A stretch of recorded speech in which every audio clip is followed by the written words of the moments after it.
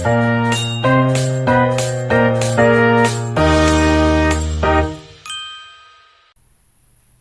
analisis, reverse engineering, dan virus total. Perkenalkan, nama saya Florentius Ardian, NIM 19240496.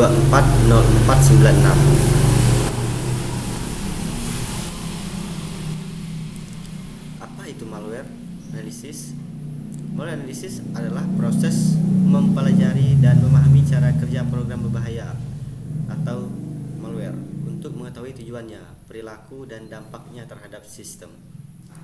Tujuan: mengetahui cara kerja malware, mendeteksi dan menghapus malware, dan membuat langkah pencegahan dan perbaikan. Jenis analisis malware. Yang pertama, static analisis, menganalisis tanpa menjalankan file, melihat mendata, kode, string, dan struktur file. Yang kedua, dynamic analysis, menjalankan file di lingkungan aman atau sandbox VM. Mengamati aktivitas, proses, file, dan koneksi jaringan. Tools contoh: Pest Studio, Procmon, Rulesec, Kaku, Sandbox.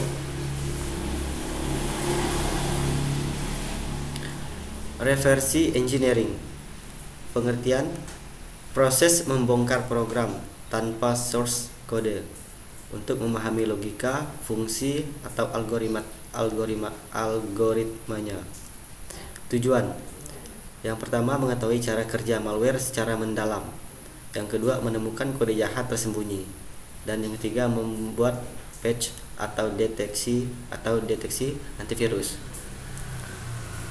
Terus contoh: IDEA Pro, Ghidra, X64, DBG, dan Reader.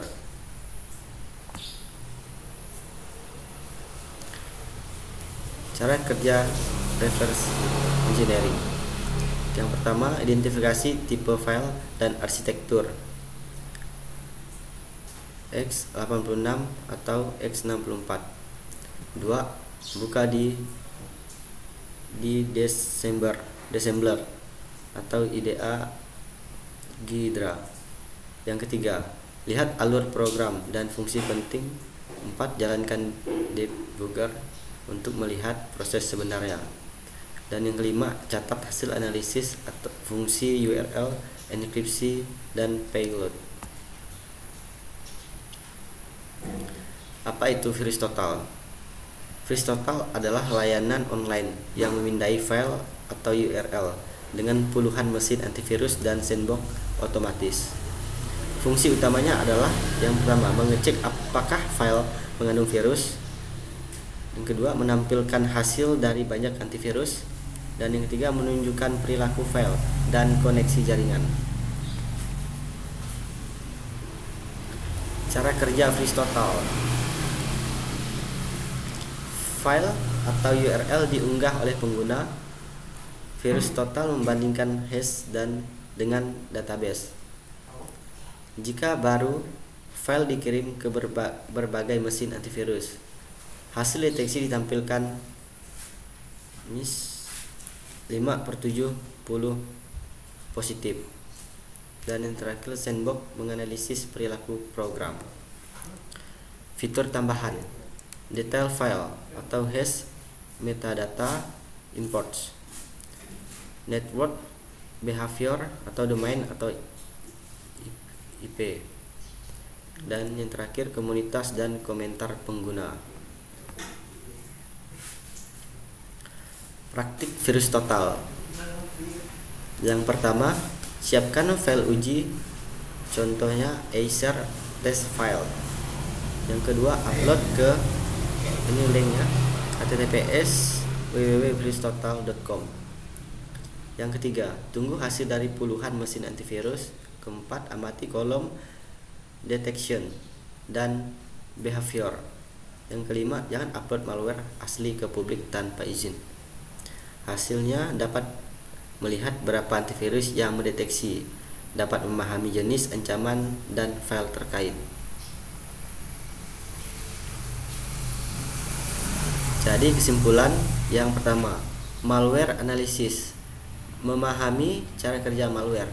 Yang kedua, reverse engineering, membongkar kode untuk menemukan fungsi tersembunyi. Dan yang terakhir, virus total, alat bantu analisis cepat dan aman. Jelaskan tentang virus total.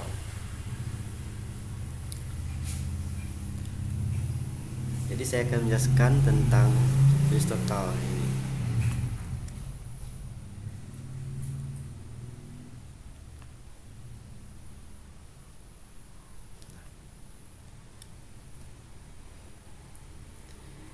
Dari hasil tangkapan layar virus total, hasil deteksi 8 dari 72 vendor keamanan menandai file ini sebagai berbahaya. Artinya tidak semua antivirus menganggapnya virus, tapi cukup banyak yang mendeteksinya sebagai potensi ancaman. Jenis ancaman terdeteksi berdasarkan hasil dari beberapa vendor. Yang pertama, vendor DR Web, deteksi adware install core .825, keterangan adware, program yang menampilkan iklan atau menginstal aplikasi tambahan tanpa izin. Vendor kedua, Great Ninsoft, deteksinya adware Win64 bundle install scaler .ca. Penginstalan bundle bisa memasang software lain secara otomatis. Vendor ketiga, malware Betes, deteksi opsional pemasang bundle, keterangan potentially unwanted program, bukan virus tapi sering membawa iklan atau program tak diinginkan.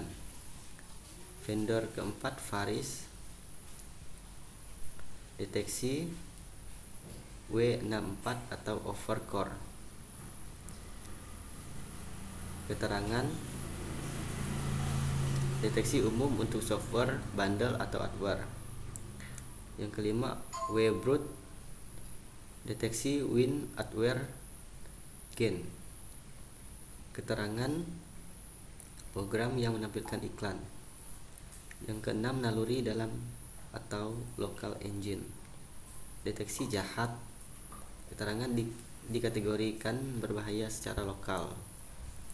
Yang ketujuh, Google atau Acronis, deteksi terlihat aman atau tidak diketahui, keterangan tidak mendeteksi ancaman. Jadi kesimpulan analisis, file ini bukan trojan atau ransomware murni, tapi termasuk kategori adware atau bundle installer. Biasanya file seperti ini berasal dari website download pihak ketiga seperti Softonic, CNET atau firmware site yang sering menambahkan installer tambahan atau iklan ke dalam file. Risiko dan rekomendasi. Risiko jika dijalankan dapat memasang aplikasi tambahan tanpa izin, menampilkan iklan pop-up atau mengubah pengaturan browser, mengumpulkan data penggunaan sistem. Jadi sarannya adalah jangan jalankan file ini di komputer utama. Yang kedua, jika perlu menguji, lakukan di sandbox atau mesin virtual. Yang ketiga, unduh software langsung dari situs resmi pengembangan, bukan dari pihak ketiga seperti Softonic. Yang keempat, jalankan antivirus atau malware Betes untuk memastikan sistem bersih. Sekian dari saya, terima kasih.